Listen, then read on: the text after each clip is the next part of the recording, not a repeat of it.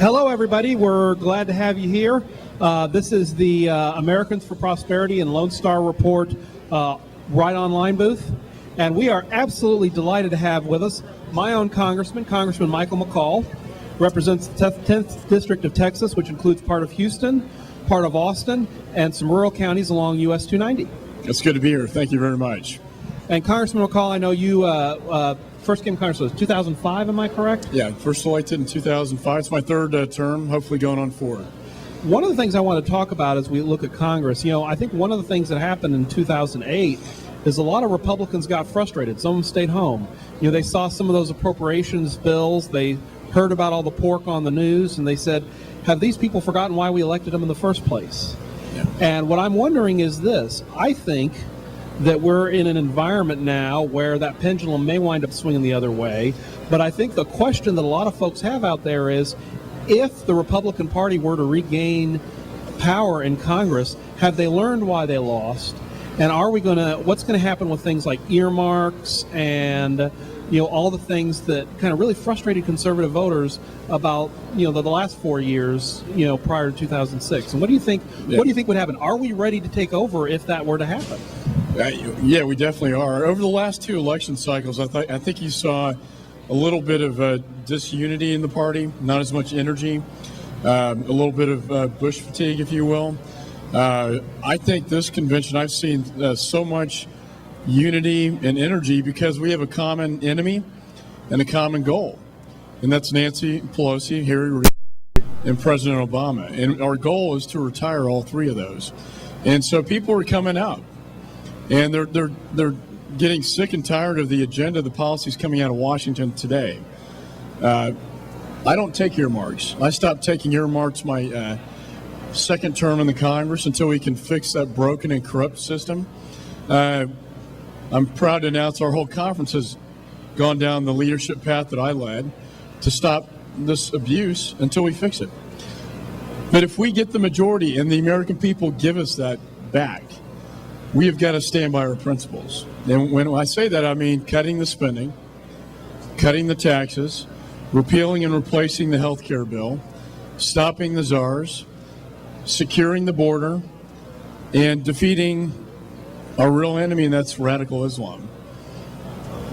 If we have Republican leadership in the Congress, can we get this deficit under control? Look, I think there's a lot we can do in terms of cutting spending, but fundamentally, the majority of spending goes to entitlements. And we've got to look at a way to reform the entitlements so we're not spending so much money at the federal level. Of course, this president has spent more money, of your money, than all of his predecessors combined. We are approaching a $14 trillion debt.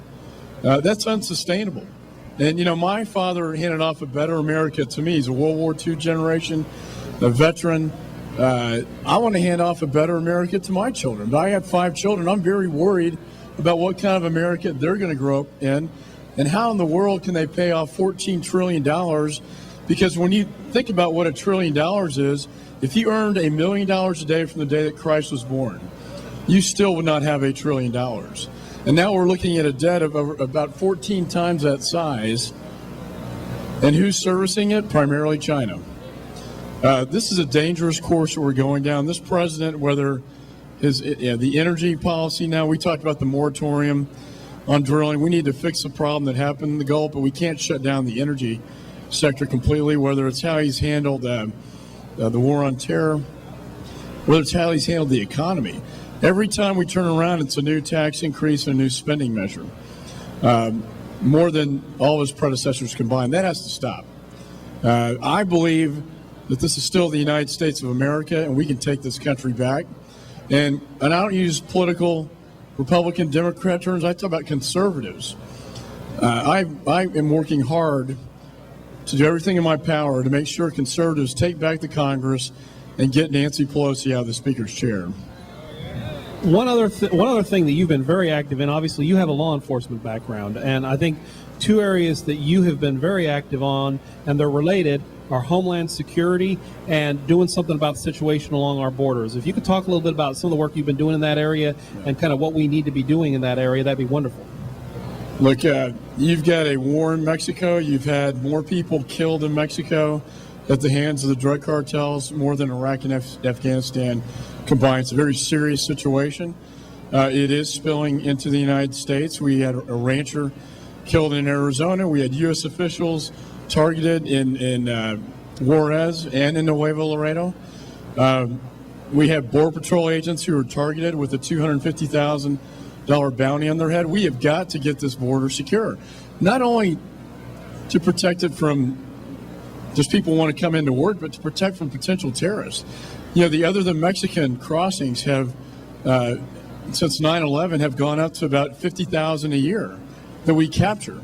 For every one that gets in, Border Patrol will tell you 3 more are getting in the country. What are they doing? These are people from Somalia, from Yemen, from Afghanistan, from Pakistan. We have no idea who they are or what they're doing. It seems to me we need to have a better Homeland Security policy than that. And we also need to take some of these technologies that we've been using in Afghanistan on the border with Pakistan and use those on the border with Mexico. I believe that we could have a better use of our military to help secure the border. But I'm afraid this administration just doesn't get it.